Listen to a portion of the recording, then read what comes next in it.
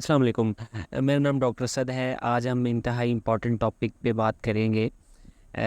Important topic پہ بات کرنے سے پہلے اگر آپ نے میرا چینل سبسکرائب نہیں کیا تو پلیز یہ چینل سبسکرائب کر لیں۔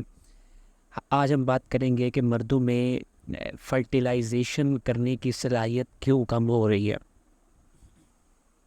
موٹاپے سے لے کر ہارمونز کے عدم توازن اور جنیاتی امراض تک کثیر عناصر افزائش نسل کی صلاحیت پر اثر انداز ہو سکتے ہیں۔ یہ کیسے اثر انداز ہوتے ہیں؟ سب سے پہلے سپرمز کی تعداد میں کمی ہے۔ سپرمز کی تعداد میں کمی پر تحقیق کرنے والے ابتدائی ریسرچرز میں سے ایک ڈاکٹر نیلز مردانہ افزائش یعنی سپرمز کی تعداد کے حوالے سے اپنی تحقیق میں لکھتے ہیں کہ یہ ہم سب کے لیے صدقے کی گھنٹی ہے کہ سپرمز کی تعداد کو ہماری خوراک جو ہے وہ کم کر رہی ہے۔ ان کا کہنا ہے کہ میرے مریضوں نے مجھے ایک راستہ دکھایا ہے، میرے لیے گھنٹی بجائی ہے کہ عالمی سطح پر آج اور کل افزائش نسل کی صحت برقرار رکھنے کے لیے عوام میں آگاہی پھیلائی جائے اور اس کے حق میں بات کرنا ضروری ہے۔ میں علم سموم کا ماہر نہیں اور تولیدی صلاحیتوں میں کمی کے جو رجحانات دیکھ رہا ہوں ان کا سبب شناخت نہیں کر سکتا، لیکن بطور معالج مجھے تشویش ہے کہ انسانی جسم اور وہ افراد جو میرے مریض بنتے ہیں وہ سب اس نقصان کی زد میں آ رہے ہیں۔ سپرمز کی تعداد کم ہونا انتہائی ایک حیرت انگیز عنصر ہے جو مرد میں پایا جاتا ہے۔ اس کی بہت ساری وجوہات یہ بھی ہے کہ انسان اپنی ڈائٹ کا پراپر خیال نہیں رکھتا، جو اسے وٹامنس چاہیے ان کا استعمال نہیں کرتا، اس کی خوراک ہیلدی نہیں ہے، وہ جنک فوڈ استعمال کرتا ہے یا غیر فطرتی طور پہ ان سپرمز کو ضائع کرتا ہے۔ ہم اس سے آگے بڑھتے ہیں۔ ڈاکٹر نیلز کے مطابق امریکہ میں کم و بیش ہر 8 میں سے ایک جوڑا بانجھ پن سے نجات حاصل کرنے کے لیے تگ و دو کرتا ہے۔ بدقسمتی سے میرے جیسے افزائش نسل کے شعبے کے ماہر معالجین تقریباً 30% سے 50% تک کے مواقع پر مردانہ تولیدی صلاحیت کی کمی کا سبب متعین کرنے میں ناکام رہتے ہیں۔ اب میں جنرل پرسیپشن آپ کو بتاتا ہوں کہ جو ڈاکٹر ہے وہ آپ کے سپرمز کو مسلسل انکریز کرنے کی کوشش کرتا رہتا ہے، لیکن ایک خاص اسپیسیفک کنڈیشن میں ایسا ہونا ممکن نہیں بھی ہوتا۔ آپ جتنی میڈیکیشن کروا لیں آپ کے سپرمز کی تعداد میں اضافہ نہیں ہو سکتا اور آپ جو ہے وہ بانجھ پن کا شکار رہتے ہیں۔ شاید اس لیے اس سے زیادہ دل شکن بات کوئی اور دوسری نہیں ہے کہ آپ کسی جوڑے سے یہ کہنے لگیں کہ میں نہیں جانتا، میں آپ کی کسی طرح کی مدد نہیں کر سکتا۔ یہ خبر ملتے ہی ایک کے بعد دوسرا جوڑا مجھ سے جو سوالات کرتا ہے وہ تمام ملتی جلتی سوچ کی عکاسی کرتے ہیں۔ اس کے کام، اس کے موبائل، ہمارے لیپ ٹاپ، ان سب پلاسٹک کی اشیاء کے متعلق کیا خیال ہے؟ کیا آپ سمجھتے ہیں کہ ان کے معاملے میں کیا کردار ادا کیا جا سکتا ہے؟ میرے مریض مجھ سے جو سوال پوچھ رہے ہیں وہ مردوں کی افزائش نسل کی صلاحیت سے متعلق ایک بڑا سوال ہے کہ کیا ماحولیاتی زہریلا پن مردوں کی افزائش نسل کی صلاحیت پر اثر انداز ہو سکتا ہے؟ جی ہاں، بالکل ہوتا ہے۔ ہم اس پہ تھوڑا سا ڈسکس کرتے ہیں۔ مردوں کی افزائش نسل کی صلاحیت میں کمی جوڑوں کے مسلسل 1 سال تک مباشرت کے باوجود حاملہ نہ ہو سکنے کی عدم اہلیت کو بانجھ پن کہا جاتا ہے۔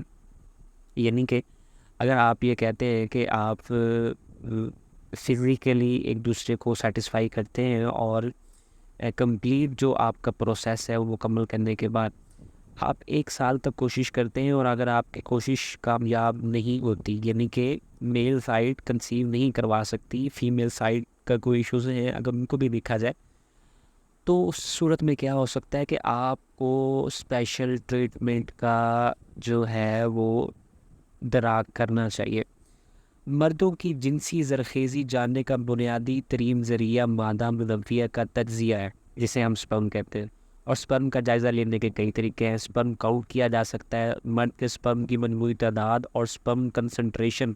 سیمن میں فی ملی لیٹر سپرمز کی تعداد زیادہ عام ہے، لیکن یہ زرخیزی کی بہترین آئینہ دار نہیں ہے۔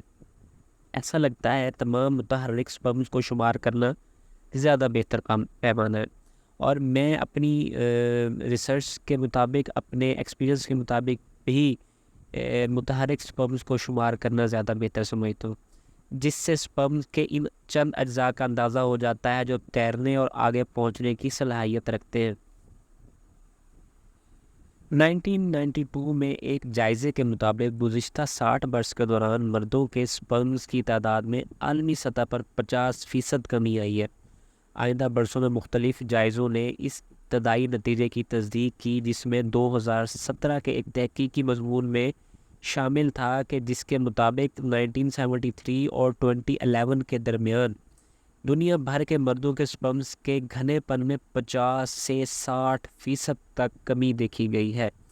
اگرچہ یہ جائزے اہم تھے، لیکن انہوں نے ساری توجہ سپرمز کے گھنے پن یا سپرمز کے مجموعی تعداد جاننے پر مرکوز رکھی۔ 2019 میں محققین کی ایک ٹیم نے زیادہ قابل اعتماد طریقے سے متحرک سپرمز کی مجموعی تعداد جاننے کا فیصلہ کیا۔ وہ اس نتیجے میں پر پہنچے کہ گزشتہ 16 برسوں کے دوران مردوں میں متحرک سپرمز کی مجموعی تعداد کے عمومی تناسب میں تقریباً 10% کمی واقع ہوئی ہے۔ سائنسی نتائج یکساں نکل رہے ہیں کہ آج مردوں کے سپرمز ماضی کی نسبت تعداد میں کم اور صحت میں کمزور ہیں۔ پھر سوال یہ پیدا ہوتا ہے کہ اس باندھ پن کا سبب کیا ہو سکتا ہے؟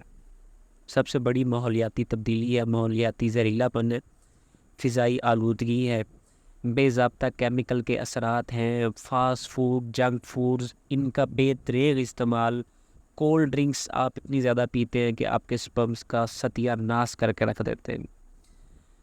اب ہم اس کو مینج کرنے اور اس کے سلوشن کی بات کرتے ہیں۔ دنیائے طب میں ایلوپیتھک میڈیسن، ہومیوپیتھک میڈیسن اور ہربل میڈیسن میں 2 طریقہ کار ایسے ہیں جن میں سپرمز کی افزائش ممکن ہے۔ ایک ہے ہومیوپیتھک طریقہ علاج میں یہ چونکہ ایک لانگ پروسیس ہوتا ہے، لیکن یہ 50% سکسیسفل ریٹ کے ساتھ اس کو آپ کنسیڈر کر سکتے ہیں۔ لیکن ہربل میڈیسن میں جو آپ سپرمز کی تعداد کو بڑھا سکتے ہیں، کسی طریقہ علاج میں نہیں بڑھا سکتے۔ سب سے بہترین طریقہ علاج ہربل میڈیسن کا ہے، جس کے کوئی سائیڈ ایفیکٹس نہیں ہیں، اور آپ کے سپرمز کی تعداد کو بڑھانے، آپ کے سپرمز کی متحرک سپرمز کو ایک ایکسلریٹ کرنے والا جو واحد طریقہ علاج ہے وہ سپرمز کا وہ ہربل میڈیکیشن سے ہے۔ اگر آپ یہ میڈیکیشن کروانا چاہتے ہیں، اگر آپ اس معاملات کا شکار ہیں، اگر آپ کسی طرح سے اپنے آپ کو فزیکلی فٹ محسوس نہیں کرتے، تو آپ میرے چینلز کو سبسکرائب کرنے کے ساتھ میرے آن سائٹ کلینک کو وزٹ کر سکتے ہیں، میرے آن لائن کلینک کو وزٹ کر سکتے ہیں۔ کسی طرح کی اسسٹنٹ حاصل کرنے کے لیے آپ میری اپوائنٹمنٹ لے سکتے ہیں۔